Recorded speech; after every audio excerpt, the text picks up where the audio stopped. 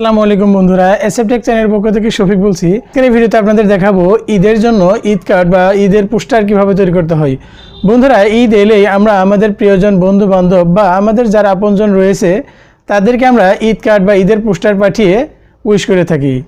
তো চলুন তাহলে আজকের এই ভিডিওতে আপনাদের দেখাবো যে কিভাবে অ্যান্ড্রয়েড মোবাইলের মাধ্যমে খুব সহজেই অনেক সুন্দর সুন্দর এবং চমৎকার ঈদ কার্ড বা ঈদের পোস্টার কিভাবে তৈরি করতে হয়। তো বন্ধুরা, ঈদ কার্ড বা পোস্টার ডিজাইন করার জন্য প্রথমেই আপনাকে একটি অ্যাপসের প্রয়োজন হবে, যেটি ক্যানভা। তো ক্যানভা অ্যাপসের মাধ্যমে কিভাবে পোস্টার ডিজাইন করতে হয় আজকের এই ভিডিওতে আমি আপনাদের সে বিষয়টি দেখিয়ে দিব।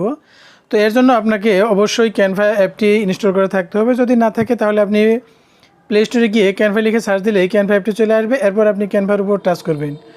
এরপর এই ক্যানভা অ্যাপটি আপনার ফোনে ইনস্টল করে নেবেন। তো ইনস্টল করা হয়ে গেলে এখানে যে ওপেন অপশন দেখতে পাচ্ছেন, এই ওপেনের উপর টাচ করবেন। তো ওপেনের উপর টাচ করার পর ক্যানভা অ্যাপের যে হোম পেজ রয়েছে সেই হোম পেজটি আপনার সামনে চলে আসবে। তো এখানে চলে আসার পর আপনি কী ধরনের পোস্টার ডিজাইন করতে চাচ্ছেন তার উপর ভিত্তি করে আপনি এখান থেকে যে কোনো একটা অপশন সিলেক্ট করে নেবেন। তো এখানে আমি জাস্ট সোশ্যাল মিডিয়াটাই সিলেক্ট করে নিলাম। তো সোশ্যাল মিডিয়া সিলেক্ট করার পর এখান থেকে ফেসবুকের পোস্ট অপশনের উপর টাচ করলাম। করার পর এখান থেকে যে কোনো একটি টেমপ্লেট আপনাকে সিলেক্ট করে নিতে হবে। তো এখানে আর তা না হলে এখানে ক্রিয়েট ব্ল্যাঙ্ক নামে একটা অপশন পাবেন, এখানে আপনি টাচ করবেন।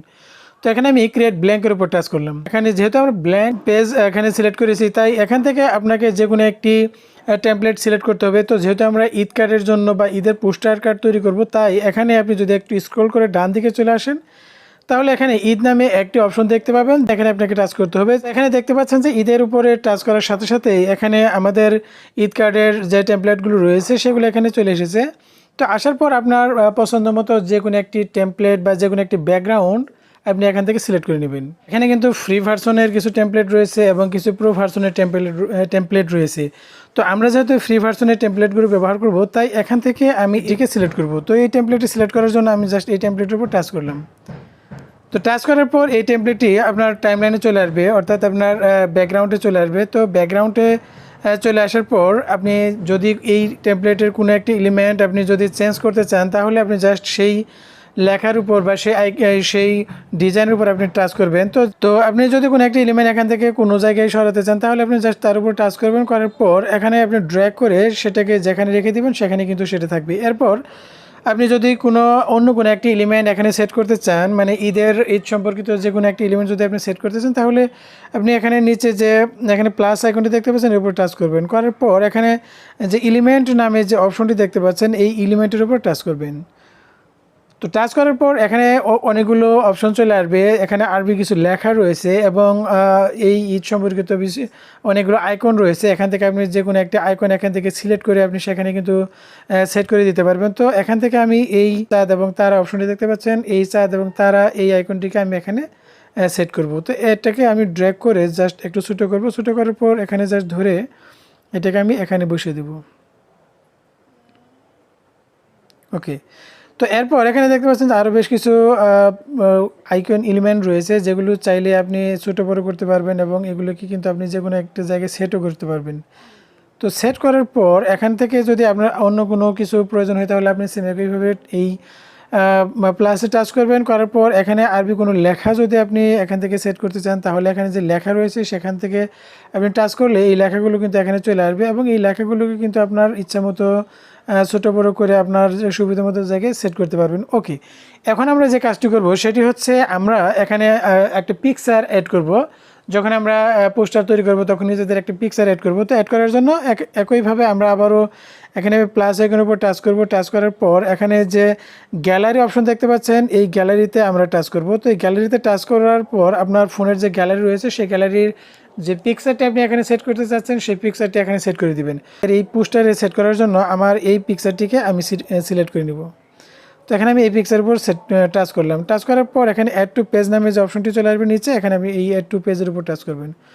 তো করার সাথে সাথে আপনার এই পিকচারটি কিন্তু এখানে চলে আসবে। আসার পর এই পিকচারের যতটুকু অংশ আপনার প্রয়োজন ততটুকু অংশ রেখে বাদ বাকি যে অংশটুকু রয়েছে আপনি সেই অংশটুকু বাদ দিতে পারবেন। তো দেওয়ার পর এই পিকচারটাকে ধরে আপনি যেখানে সেট করতে চান সেই জায়গায় আপনি এটা রেখে দিবেন। তো রেখে দেওয়ার পর আপনি চাইলে এই পিকচারটাকে কিন্তু আপনি এডিটও করতে পারবেন, অর্থাৎ এখানে যে কালার এবং শেডো অন্যান্য যে সকল বিষয় রয়েছে সেগুলো কিন্তু আপনি এখান থেকে অ্যাডজাস্ট করে দিতে পারবেন। তো আপনার ইচ্ছা মতো আপনার সুবিধা মতো যে ব্রাইটনেস বা কালার বা স্যাচুরেশন যেগুলো প্রয়োজন হয় সেগুলো আপনি এখান থেকে সেট করে দেবেন। তো দেওয়ার পর এখানে নিচে প্লাস ক্রসের উপর টাচ করবেন। তো টাচ করার পর দেখতে পাচ্ছেন যে এখানে কিন্তু পিকচার অ্যাড করা হয়ে গেছে এবং অন্যান্য এলিমেন্ট অ্যাড করা হয়ে গেছে। এখন আমরা যে বিষয়টা এখানে করব সেটা হচ্ছে আমরা এখানে লিখবো যে ঈদ মুবারক। তো লেখার জন্য আপনি যে এই লেখার উপর টাচ করবেন, করার পর এখানে এডিট নামে অপশন যে রয়েছে এর উপর টাচ করবেন। তো করার পর আপনি যদি বাংলায় লিখতে চান তাহলে এখানে আপনি বাংলা সিলেক্ট করবেন, আর আপনি যদি ইংরেজিতে লিখতে চান তাহলে আপনি এখানে ইংলিশ ল্যাঙ্গুয়েজটা সিলেক্ট করবেন। তো প্রথম যে লেখাটি রয়েছে সেখানে লিখলাম যে সবাইকে ঈদের শুভেচ্ছা। তো এটাকে আমি ছোটো বড়ো করবো বা কোনো কালার যদি অ্যাড করতে চাই এটা আমি পরে করবো। তো লেখা হয়েছে সবাইকে ঈদের শুভেচ্ছা। তো এখানে আমরা নিচে লিখবো ঈদ মুবারক, ঈদ মুবারক। ওকে, তো এখন আমাদের এখানে কিন্তু লেখা হয়ে গেছে। তো এখন আপনি চাইলে এই লেখার যে ফন্ট রয়েছে লেখার ফন্ট চেঞ্জ করতে পারবেন, এবং লেখার যদি সাইজ ছোটো বড়ো করতে চান তাহলে এখানে নিচে যদি একটু হোল্ড করেন তাহলে ডান দিকে চলে আসলেই এখানে আপনি ফন্ট সাইজের উপর টাচ করে আপনি ফন্টের সাইজ ছোটো বড়ো করে দিতে পারবেন। তো এরপর আপনি যদি এর কালার চেঞ্জ করতে চান তাহলে এখানে যে কালার অপশনটি রয়েছে কালার অপশনে টাচ করবেন, এবং এখান থেকে আপনি যে কালারটা আপনার ভালো লাগে সেই কালারটা এখান থেকে কিন্তু আপনি বেছে নিতে পারবেন। এখন মোটামুটি এই টেমপ্লেট বা এই ঈদ কার্ড বা এই ঈদের যে পোস্টারটি রয়েছে সেটা কিন্তু সেট হয়ে গেছে। তো এখন আপনি যদি এই কার্ডটিকে সেভ করতে চান তাহলে আপনাকে উপরে যে ডাউনলোড অপশনটি দেখতে পাচ্ছেন এই ডাউনলোড অপশনের উপর টাচ করতে হবে। তো এখানে আমি এই ডাউনলোড অপশনের উপর টাচ করলাম। তো দেখতে পাচ্ছেন যে এখানে একটি প্রবলেম দেখাচ্ছে, সেটি হচ্ছে এটা কিন্তু এখানে প্রো ভার্সনের কয়েকটি আইকন এখানে অ্যাড করা হয়ে গেছে। তো আমরা এখান থেকে ব্যাকে চলে যাব, যাওয়ার পর এখানে প্রো ভার্সনের যে ডিজাইনগুলো রয়েছে এখান থেকে আমরা ডিলিট করে দেব। এখন আমরা এখান থেকে কিছু যে ফ্রি ভার্সনের শেপগুলো রয়েছে সেগুলো আমরা এখান থেকে সিলেক্ট করব। তো দেওয়ার পর এখন আমরা দেখবো যে আসলে এটা সেভ হয় কিনা বা এখানে কোনো প্রো ভার্সনের কোনো এলিমেন্ট আছে কিনা। তো এই সেভ করার জন্য আমরা জাস্ট আবারও একইভাবে এখানে ডাউনলোডে টাচ করলাম। তো ডাউনলোডে টাচ করার পর দেখতে পাচ্ছেন যে এটা কিন্তু ডাউনলোড হচ্ছে। তো এটা কিন্তু খুব সহজেই এবং অতি অল্প সময়ের মধ্যে ডাউনলোড হয়ে গেছে। তো ডাউনলোড হয়ে যাওয়ার পর এখন আমরা সরাসরি এখানে আমরা গ্যালারিতে ফিরে যাব যে আমাদের এই টেমপ্লেটটি বা ঈদ কার্ডটি সেভ হয়েছে কিনা। তো এর জন্য আমি এখানে সরাসরি গ্যালারিতে চলে আসলাম। দেখতে পাচ্ছেন নিচে থেকে যে আমি পোস্টারটি সেভ করেছি সেই পোস্টারটি কিন্তু এখানে সেভ হয়ে গেছে। তো এভাবে আপনি কিন্তু খুব সহজেই ক্যানভা অ্যাপসের মাধ্যমে যে কোনো ধরনের যে কোনো ডিজাইনের ঈদ কার্ড বা ঈদের পোস্টার ডিজাইন করতে পারবেন। তো বন্ধুরা, ভিডিওটি ভালো লাগলে অবশ্যই একটা লাইক দিন এবং শেয়ার করে আপনার বন্ধুদেরকেও কীভাবে ঈদের জন্য পোস্টার বা ঈদ কার্ড কীভাবে তৈরি করতে হয় সেটি দেখার সুযোগ করে দেবেন। তো ভালো থাকবেন সবাই, দেখাবো অন্য কোনো ভিডিওতে। আল্লাহ হাফিজ।